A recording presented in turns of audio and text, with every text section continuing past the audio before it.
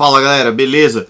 Hoje eu vou falar para vocês sobre o que aconteceu no final de semana, principalmente no final do Giro de Itália. Vocês acompanharam aí uma decisão que foi impressionante, é uma coisa inédita no ciclismo a gente ter os dois caras ali, o Tal Geoghegan Hart e o Jay Hindley, chegando empatados para o contrarrelógio em Milão.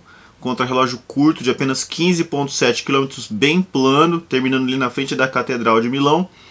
E, como vocês viram, o Geoghegan Hart ganhou a prova com 39 segundos de diferença para o Jay Hindley. Isso já era esperado porque, se você analisar todos os contrarrelógios que eles fizeram juntos desde que se profissionalizaram em 2017, dos 9 contrarrelógios, 7 o Geoghegan Hart ganhou do Jay Hindley. E quando você assiste, você vê os caras pedalando, você vê que o Jay Hindley é um escalador, o cara é escalador puro, nato.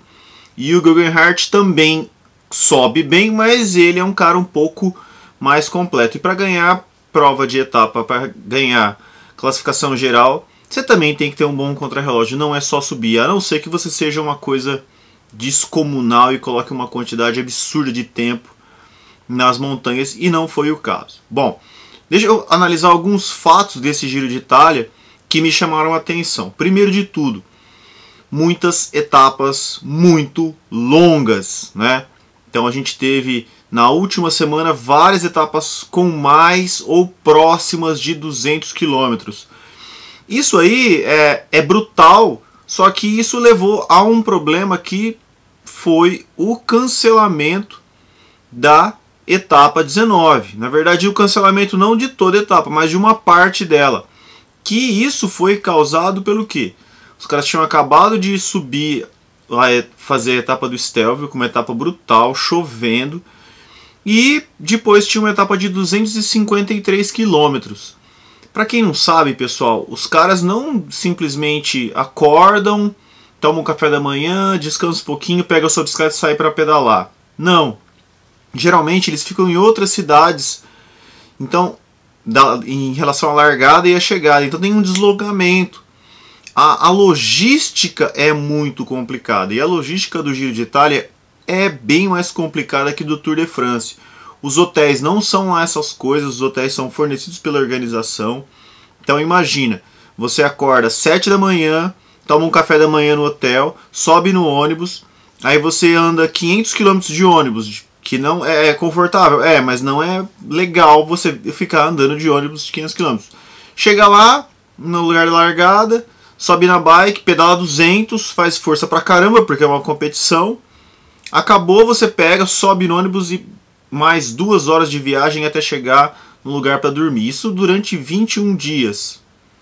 Não é brincadeira. E há outros fatos, né, que nós tivemos. Teve o problema de cair uma barreira lá, de um sinalizador que os caras tinham em cima dos atletas, a questão do helicóptero, a questão da moto derrubando Elia Viviani.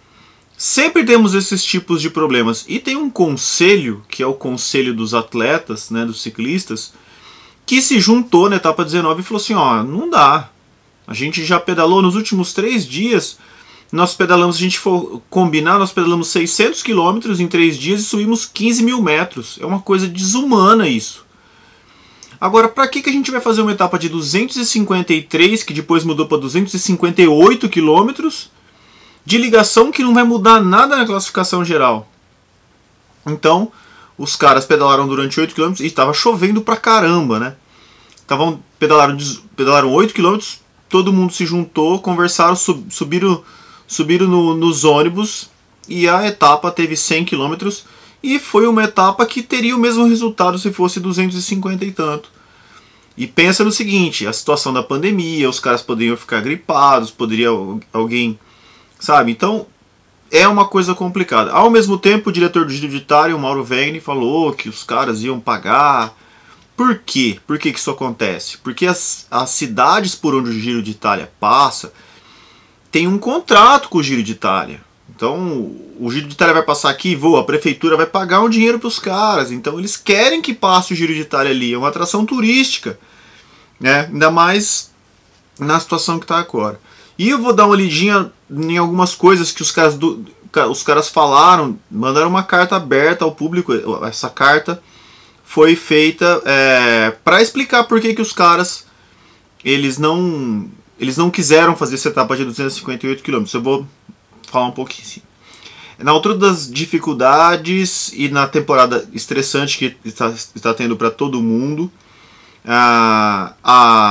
exaustos pela fadiga dos dias que já tivemos, onde nós acumulamos nada mais do que 15 mil metros de subidas e 600 quilômetros, sem contar as transferências que eu falei para vocês, acordar de madrugada, se alimentar nos ônibus e tentando não ficar doente por causa da chuva, ainda mais nesses tempos de pandemia, e outros medos que estão presentes. Nós nos perguntamos por que ter uma etapa de 258 km.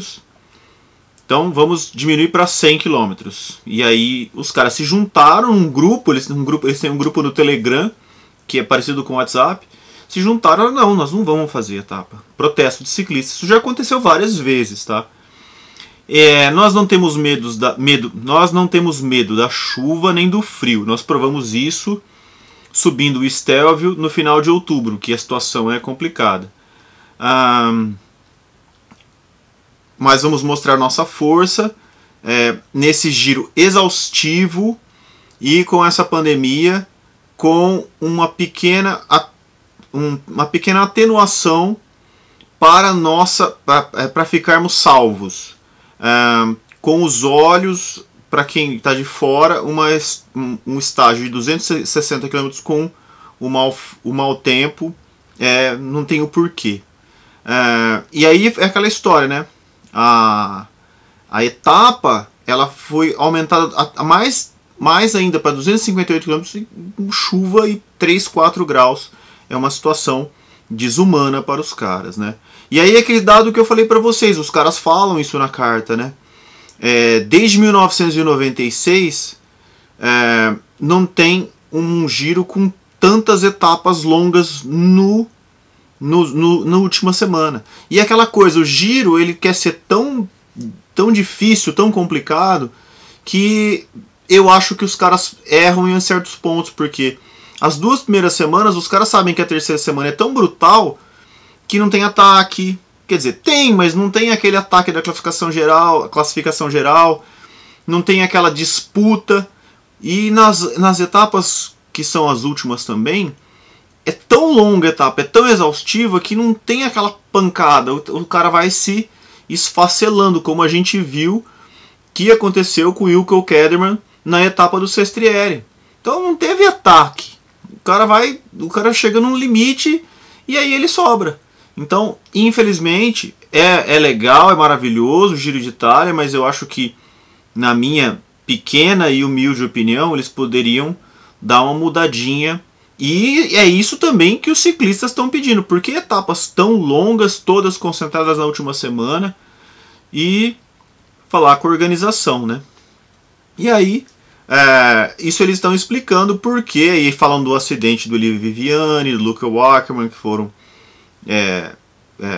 o Wackerman foi hospitalizado depois de uma barreira explodir e cair em cima dele porque o helicóptero da RAI veio e tão perto dos ciclistas que derrubou aquilo em cima dele. O Olivier Viviani derrubaram ele por causa de uma moto, né? A moto derrubou ele e por aí vai. Então essa é a carta que os ciclistas mandaram. E na verdade, gente, todo mundo quer ver show, quer ver espetáculo, mas não precisa ser 260 km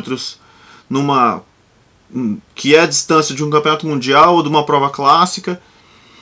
Na última semana do Giro de Itália, que os caras estão com mais de 3 mil km nas pernas já. Então isso aí, eu acho que não tem o porquê. Tanto é que a etapa ia ser mais chata do que as outras. Faz uma etapa de 150 com várias montanhas, é muito mais interessante. Bom, e aí, outra coisa que eu achei muito legal do Giro de Itália, que se você pegar os 5 primeiros colocados, 3 são camisa branca, né? Então o Guggenhardt, que ganhou ganhou a camisa branca também. O Jay Hindley também, menos de 25 anos. O Kelderman é um pouquinho mais velho, tem 29. O João Almeida, primeira prova dele, ficou com a Maglia Rosa durante muito tempo. E tem só 22 anos, é a primeira prova de 21 dias dele. O João Almeida da Quick Step, que no contrarrelógio conseguiu passar pelo Bilbao, que também, ele, se eu não me engano, ele tem 26 anos. Ele não é já um cara